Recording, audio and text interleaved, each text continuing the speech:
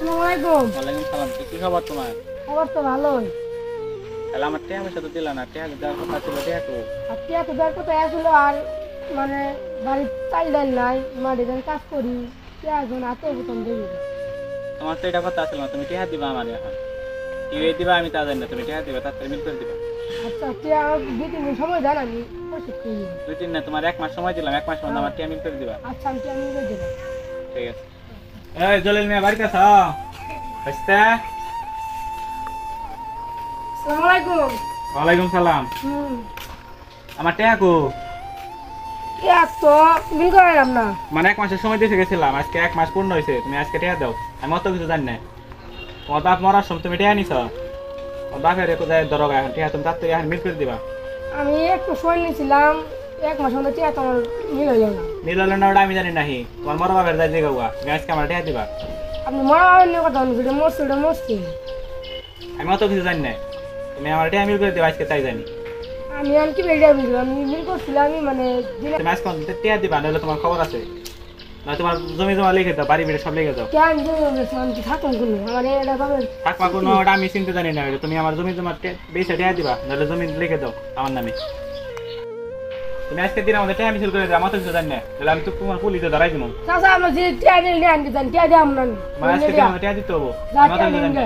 আচ্ছা ঠিক আছে, তোমার দেখে নেবো আমি। আচ্ছা জলিল এদিকে আসো।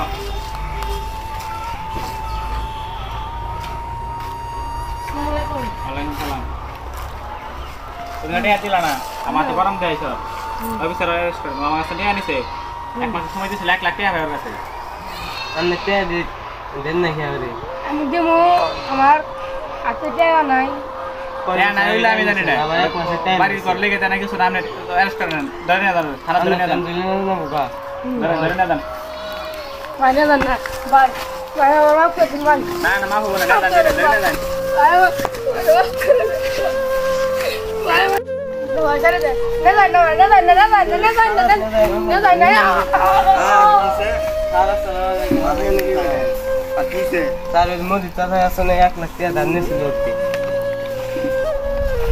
এই মিয়া তুমি অত কথা কইতাছ, তুমি ওর হাতে কথা কও, ধরে না দাও।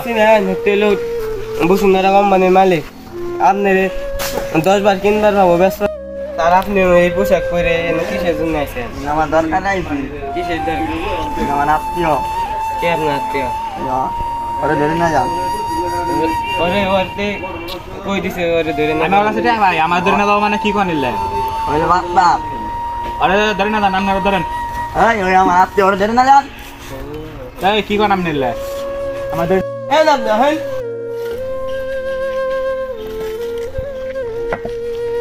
কিরে জলিল, কি কই গেছিলি? তোরে রাইখা আমি একটু ওইদিক গেছি, আর দিতে নাই কে?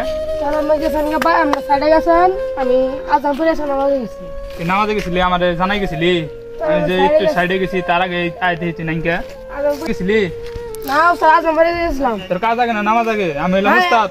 হ্যাঁ কি কোন না জানাই তুই নামাজে গেছ? নামাজ আগে কাজ পরে চল। আমি তোর আর কাজে নিম না।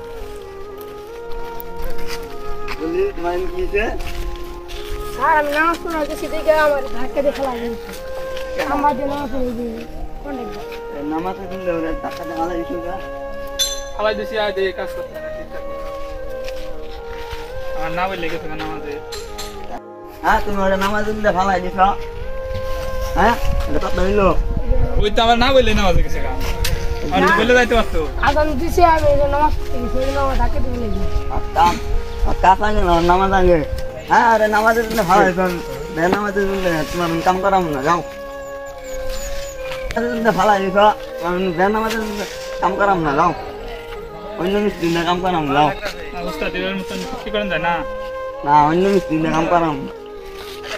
ভাই আমি হেল্পারে মানে কাজ করছি, এটি দোয়া ভাই করে দিলেন, আমি কোন কাজ করে খাবো? সমস্যা নেই, আমার কাজ কর ভাই। আচ্ছা ভাই।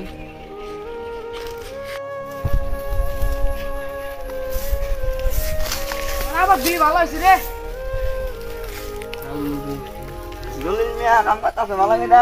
হ্যাঁ আমি সকলে এই কাহিনীটা দেখবেন, লাইক কমেন্ট শেয়ার করবেন। ধন্যবাদ।